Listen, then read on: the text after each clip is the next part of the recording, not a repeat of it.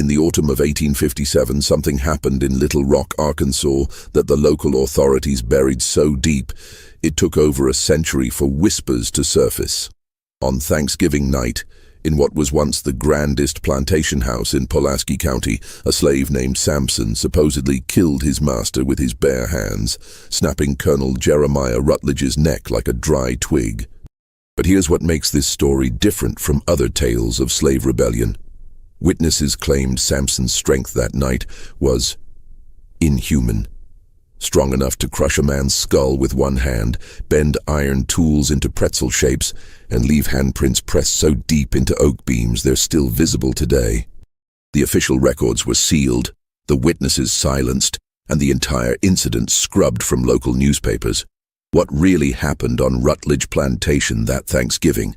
And why did 3 separate county officials spend the rest of their lives claiming that what they saw that night defied all natural explanation?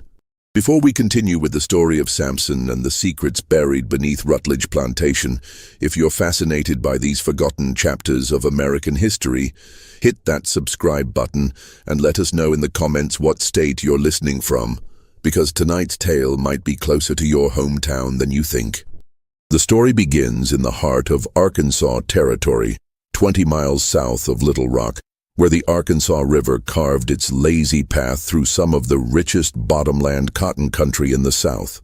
By 1857, Rutledge Plantation had grown to encompass over 3,000 acres, worked by nearly 200 enslaved souls who lived in the shadow of Colonel Jeremiah Rutledge's imposing Greek Revival mansion.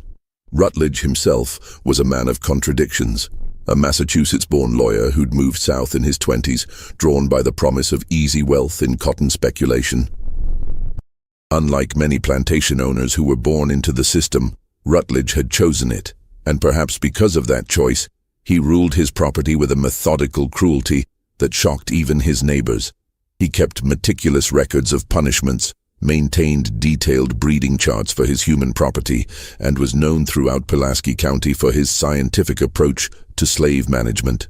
The enslaved community at Rutledge Plantation lived in 2 distinct quarters, the field hands in rough-hewn cabins near the river, and the house servants in slightly better accommodations closer to the main house.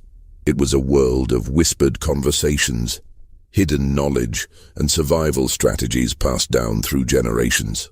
The older slaves spoke of better times under Rutledge's predecessor, a gentler man who'd sold out when the colonel arrived with northern capital and southern ambitions. Among this community, Samson stood apart, not because of his size, though at 6 feet 4 inches, he towered over most men of his era, but because of his strange history. Rutledge had purchased him 3 years earlier from a bankrupt plantation in Louisiana, and the bill of sale listed unusual details. Strong constitution, unusual physical capabilities, possible medical anomaly. Buyer assumes all risks. The seller, a Frenchman named Boudreau, had been eager to part with Samson despite his obvious value as a field hand. Samson never spoke of his previous life, but the other slaves noticed things. He could work 16-hour days in the cotton fields without showing fatigue. He could lift cotton bales that normally required 2 men. His hands, when examined closely, showed calluses so thick and developed they looked almost like horn. The plantation blacksmith, an enslaved man named Jupiter, swore that Samson could bend horseshoes with his bare hands, though he was careful never to display such abilities where the overseer might see. But it wasn't just physical strength that set Samson apart. There was an intelligence in his eyes, a literacy carefully hidden that suggested education far beyond what any slave was permitted to possess. Late at night, some claimed to see him scratching symbols in the dirt outside his cabin, not English letters, but something else entirely. Something that looked almost like formulas. Colonel Rutledge took a particular interest in Samson, though not out of kindness. The colonel had heard rumors about the slave's unusual capabilities and saw an opportunity for both profit and scientific inquiry. Rutledge fancied himself a man of learning, a subscriber to phrenology journals and agricultural periodicals that discussed the natural variations in human specimens. He began conducting what he called strength assessments on Samson, timing his work, measuring his output, and documenting his capabilities in leather-bound journals kept locked in his study. These sessions took place in the plantation's old carriage house, away from prying eyes. Rutledge would have Samson lift increasingly heavy objects, anvils, tree trunks, even sections of iron machinery, while he took notes and made calculations. The colonel was particularly fascinated by what appeared to be Samson's ability to work without fatigue, often pushing him for hours beyond the point where normal men would collapse. By autumn of 1857, these assessments had taken on a darker tone. Rutledge had begun inviting guests to witness what he called his demonstrations. Wealthy planters from neighboring counties who came to see the slave who could allegedly perform feats of impossible strength. Some of these demonstrations involved lifting contests. Others required Samson to bend iron bars or break thick wooden planks with his bare hands. But as Thanksgiving approached, something began to change in Samson's demeanor. The other slaves noticed it first, a tension in his movements, a distant look in his eyes, as if he were calculating something.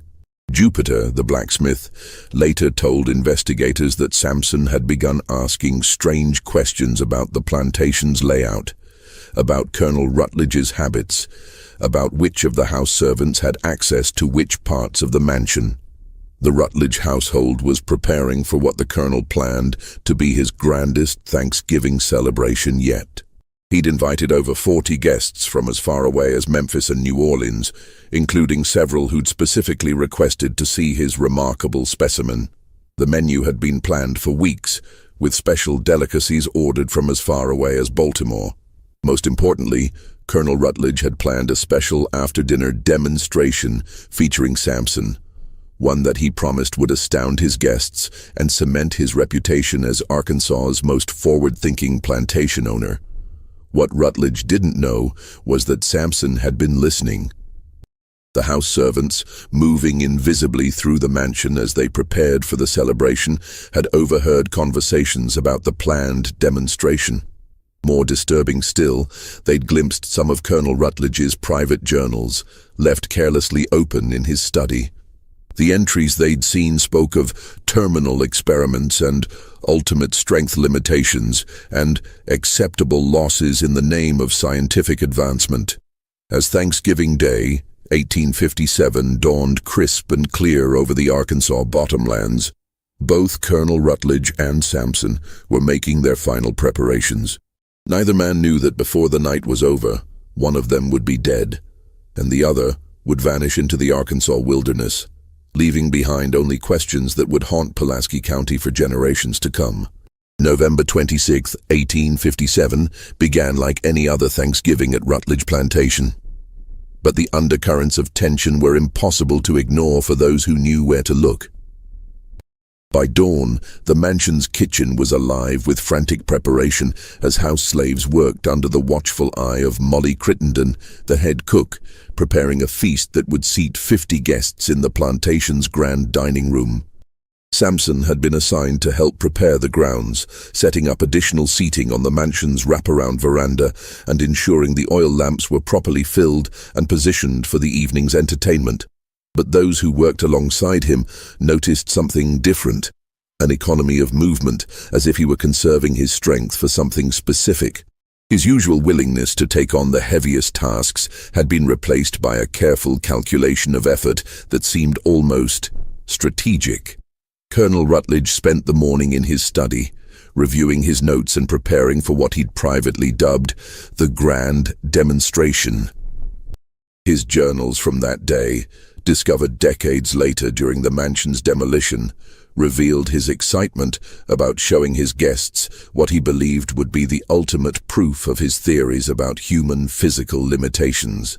The final entry, written in his careful script that morning, read, "Today I shall push the specimen beyond all previous thresholds. Science demands nothing less than complete understanding." The guests began arriving around noon, their carriages creating a steady stream along the plantation's oak-lined drive. Among them were some of the most prominent names in Arkansas society. Judge Cornelius Dillingham from Little Rock, plantation owner Samuel Vaughn from Helena, and Dr. Nathaniel Pemberton, a physician from Memphis who'd gained notoriety for his writings on racial physiognomy. But the guest who drew the most attention was Professor Emanuel Voss, a German immigrant who claimed expertise in what he called physical anthropology, and who'd traveled from as far as St. Louis to witness Rutledge's famous slave. As the afternoon progressed and the guests enjoyed their pre-dinner drinks on the veranda, Samson continued his preparations with the methodical precision of a man following a carefully rehearsed plan. Jupiter, the blacksmith, later told investigators that when he'd tried to engage Samson in conversation around 3 o'clock, the larger man had looked at him with eyes that seemed to see right through him, as if his mind was somewhere else entirely. The dinner itself proceeded without incident. The guests feasted on roasted turkey, sugar-cured ham, cornbread stuffing, and an array of seasonal vegetables, all prepared by skilled hands who moved invisibly between kitchen and dining room. The conversation flowed as freely as the wine, with discussions of cotton prices, territorial politics, and the growing tensions between North and South that would explode into war just 4 years later. But as the evening wound toward its climax, Colonel Rutledge stood to address his guests, his face flushed with wine and anticipation. "Gentlemen," he announced, his voice carrying over the murmur of conversation, "tonight you will witness something that challenges everything we thought we knew about the limits of human capability. My specimen, Samson, will demonstrate feats that would have been considered impossible just a generation ago." The guests followed Rutledge out to the old carriage house, their voices excited and skeptical in equal measure. Torches had been arranged around the building's perimeter, casting dancing shadows against the weathered wooden walls. Inside, the space had been cleared except for an array of testing apparatus, iron bars of various thicknesses, wooden beams, and what appeared to be sections of railroad iron arranged on heavy wooden blocks. Samson was already waiting inside, his massive frame silhouetted against the torchlight. But something about his posture, the way he held his shoulders, the angle of his head, suggested a readiness that went beyond mere physical preparation. Dr. Pemberton, the Memphis physician, later wrote in his private diary that looking at Samson that night was like looking at a spring wound to its breaking point, all controlled energy waiting for release. Colonel Rutledge began with his usual demonstrations. Samson lifted weights that should have been impossible for any man, bent iron bars that should have required machinery, and split thick oak beams with his bare hands while the guests watched in amazement. Professor Voss took copious notes, muttering in German and occasionally asking Rutledge to repeat certain tests. But as the evening progressed, Rutledge's demands became more extreme. He ordered Samson to lift heavier weights, bend thicker iron, break harder wood. The guests, initially impressed, began to show signs of discomfort as they realized they were witnessing what amounted to systematic torture disguised as scientific inquiry. It was Judge Dillingham who first noticed the change in Samson's expression. Around 10:30, as Rutledge ordered him to attempt lifting what appeared to be a section of railroad rail, something shifted in the slave's demeanor. The careful compliance, the measured responses, all of it vanished, replaced by something that made the judge step backward involuntarily. "Colonel," Dillingham said quietly, "perhaps we've seen enough for one evening." But Rutledge, caught up in the excitement of his demonstration and the attention of his guests, waved off the suggestion. "Nonsense. We're just reaching the truly interesting thresholds. Samson, I want you to attempt something we've never tried before." He gestured toward a massive piece of machinery that had been moved into the carriage house earlier that day. The iron flywheel from a cotton gin, weighing easily 400 pounds. For a long moment, Samson stared at the flywheel, then at Colonel Rutledge, then at the circle of expectant faces surrounding them. When he finally spoke, his voice was so quiet that several guests had to lean forward to hear him. "No, sir." The simple refusal hit the gathering like a physical blow. In the antebellum South, a slave's direct refusal of a master's command was unthinkable, a violation so complete it demanded immediate and violent response. But something in Samson's tone, in the way he held himself, gave everyone pause. Colonel Rutledge's face went through a spectrum of emotions: surprise, anger, and finally a cold fury that his guests had never seen before. "What did you say?" "I said no, sir." Samson's voice was still quiet, but there was something underneath it now. Something that made Professor Voss stop writing in his notebook and Judge Dillingham take another step backward. "You will do as I command," Rutledge said, his voice tight with rage, "or you'll face consequences that will make our previous sessions seem like gentle encouragement." For a moment that stretched into eternity, the two men faced each other across the torch-lit space. Then Samson smiled, and several of the witnesses later swore that they'd never seen an expression more terrifying in their lives. "No, sir," he said one final time, "I don't believe I will." What happened next unfolded with a speed that left most witnesses struggling to process what they'd seen. Samson moved toward Colonel Rutledge with the fluid grace of a man half his size, covering the distance between them in 3 impossibly quick strides. Rutledge had time to raise his hands defensively, time to open his mouth in what might have been a shout or a plea, but no time to escape what was coming. The sound that followed, described by multiple witnesses as resembling a thick branch breaking in a strong wind, would haunt everyone present for the rest of their lives.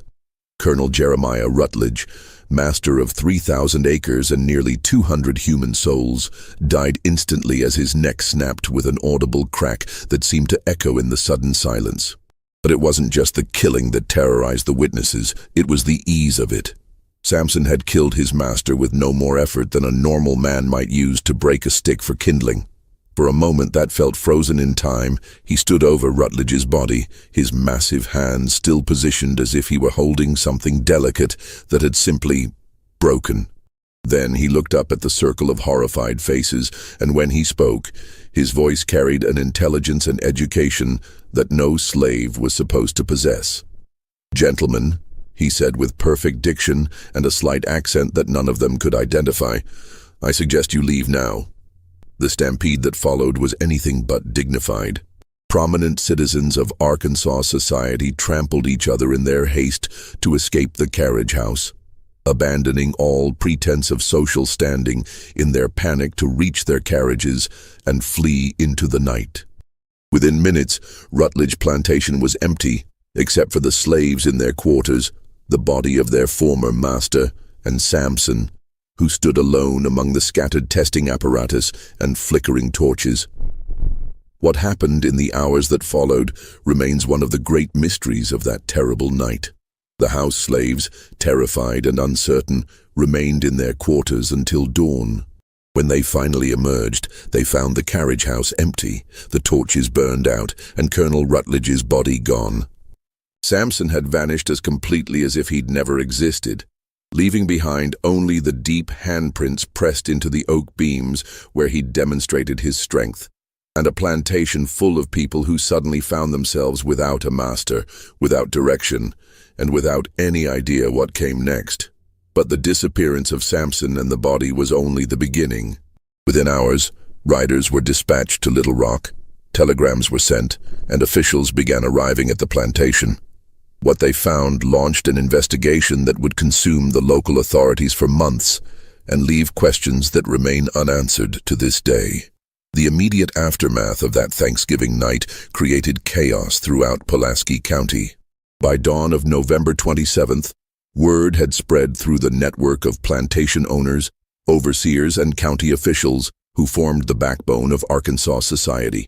The implications were staggering, not just because a slave had killed his master, but because of how completely Samson had vanished, and how traumatized the witnesses had become. Judge Cornelius Dillingham, one of the most respected legal minds in the state, returned to Little Rock in a state that his clerk described as complete nervous prostration. Dr. Nathaniel Pemberton, the Memphis physician, checked himself into a private sanitarium and refused to speak about the events for over a year. Professor Voss simply disappeared, abandoning his hotel room and leaving behind only a trunk full of notes written in what appeared to be a mixture of German and some form of mathematical notation that no one could decipher. Sheriff Thomas Breckinridge arrived at Rutledge Plantation at first light, accompanied by a contingent of armed deputies and several volunteer militia members from Little Rock. What they expected to find was a crime scene. Evidence of violence, possibly an ongoing slave revolt, certainly some trace of where Samson might have fled. Instead, they discovered something far more unsettling. A plantation where life seemed to have simply stopped. The house slaves, when questioned, provided accounts that were maddeningly consistent and completely unhelpful. Yes, they had heard raised voices from the carriage house around 10:30. No, they had not investigated. Slaves learned early not to interfere in their master's business. Yes, they had seen lights moving around the plantation late into the night, but from their quarters, they couldn't determine who might have been carrying them or where they were going. Most frustrating of all, when pressed about Samson himself, the slaves seemed almost unable to provide useful descriptions. He was tall, they agreed. He was strong, certainly. But when asked about his personality, his habits, his relationships with other slaves, they became vague and evasive in ways that suggested either deliberate concealment or genuine confusion about who Samson had really been. Jupiter, the plantation blacksmith, proved to be the most forthcoming witness, though his testimony raised more questions than it answered. Under pressure from Sheriff Breckenridge, he admitted that Samson had possessed unusual strength, far beyond what any normal man should have been capable of. But when pressed for specifics, Jupiter's account became increasingly strange. He could work all day without getting tired, Jupiter testified, his hands twisting nervously in his lap. But it wasn't natural tired, you understand? It was like he was powered by something different than the rest of us. And sometimes, late at night, I'd see him doing things that didn't make sense. What kind of things? Sheriff Breckenridge pressed. He'd be working with numbers, scratching them in the dirt. But they weren't like any numbers I ever seen. And sometimes he'd be talking to himself, but not in English, in something else. Something that sounded... Jupiter hesitated, clearly struggling with how to describe what he'd observed. Something that sounded like he was giving orders, not just talking. Like he was used to being in charge of things. The physical evidence at the plantation was equally baffling. The carriage house showed clear signs of the previous night's activities. Scattered weights, bent iron bars, broken wooden beams. But there was no blood, despite the violent nature of Colonel Rutledge's death. There were no clear footprints leading away from the building, despite the soft earth that should have preserved tracks. Most mysteriously, there was no body. Sheriff Breckenridge organized search parties that combed the Arkansas bottomlands for miles in every direction. They dragged ponds, searched abandoned buildings, followed every creek and river in a 20-mile radius. But Samson seemed to have vanished as completely as morning mist, leaving behind no trace of his passage. The investigation took on an increasingly desperate quality as days turned into weeks. Governor Elias Conway, under pressure from prominent plantation owners throughout the state, authorized a reward of $500 for information leading to Samson's capture. An enormous sum that drew bounty hunters from as far away as New Orleans and Memphis. Wanted posters appeared throughout the Arkansas Territory and neighboring states, featuring a description so generic it could have applied to dozens of men. Large Negro male, approximately 6 feet 4 inches tall, unusually strong build, answers to the name Samson, extremely dangerous, approach with caution. But as the weeks passed, a more troubling pattern began to emerge. Several of the bounty hunters who'd taken up the search reported strange encounters in the Arkansas wilderness, glimpses of an impossibly tall figure moving through the forests at night, campsites that appeared to have been occupied by someone of enormous strength, trees that had been uprooted or bent in ways that suggested superhuman force. More disturbing still were the reports that began filtering in from other parts of the state. A plantation owner near Pine Bluff reported that his slaves had begun acting strangely, whispering among themselves and showing signs of what he called dangerous excitement. Another planter near Helena claimed that his overseer had quit suddenly after reporting that the slaves were talking about someone called the Strong Man, who was coming to set things right.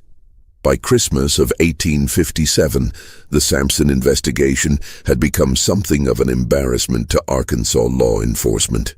Despite the massive manhunt, the substantial reward, and the involvement of federal marshals, they were no closer to finding their fugitive than they had been on Thanksgiving night. Worse, the case was beginning to attract unwanted attention from northern newspapers, which had begun running sensationalized accounts of the Arkansas Superman, who had supposedly killed his master and vanished into thin air. It was during this period that the first attempts at official cover-up began to emerge. Governor Conway, concerned about the impact on Arkansas's reputation and the potential for the case to inflame tensions between North and South, quietly ordered all official records of the investigation sealed. The reward was withdrawn, the wanted posters removed, and newspapers were discouraged from running further stories about the case. But the most significant development came from an unexpected source: Colonel Rutledge's personal papers. When his estate was finally settled in early 1858, his executors discovered something that had been overlooked during the initial investigation. Hidden in a false bottom of the colonel's desk was a collection of documents that suggested his interest in Samson had gone far beyond simple scientific curiosity. Among these papers was correspondence with several northern universities, including detailed discussions about human experimentation and physical enhancement studies. There were receipts for chemical compounds ordered from laboratories in Boston and New York, substances with names that meant nothing to local investigators but suggested medical or scientific applications. Most intriguingly, there was a bill of lading from a shipping company in New Orleans, dated just 2 weeks before Samson's arrival at the plantation, for what was described as specialized pharmaceutical equipment and associated materials. The final document in this hidden collection was perhaps the most disturbing: a contract with a company called Meridian Research Associates, based in Boston, for what was described as ongoing physiological assessment and enhancement protocols. The contract was signed by both Colonel Rutledge and someone identified only as Subject S, in handwriting that several of the house slaves identified as belonging to Samson himself. These discoveries raised questions that no one in Arkansas was prepared to answer. Had Samson been part of some sort of medical experiment? Had Colonel Rutledge been working with northern interests to develop new forms of human enhancement? And if so, what did that mean for understanding the events of Thanksgiving night, 1857? The official response to these revelations was swift and decisive. The documents were classified as sensitive estate materials, sealed by court order, and transferred to federal custody. The executors were sworn to secrecy. The house slaves who had identified Samson's handwriting were quietly sold to plantations in distant states, and all mention of Meridian Research Associates was scrubbed from official records.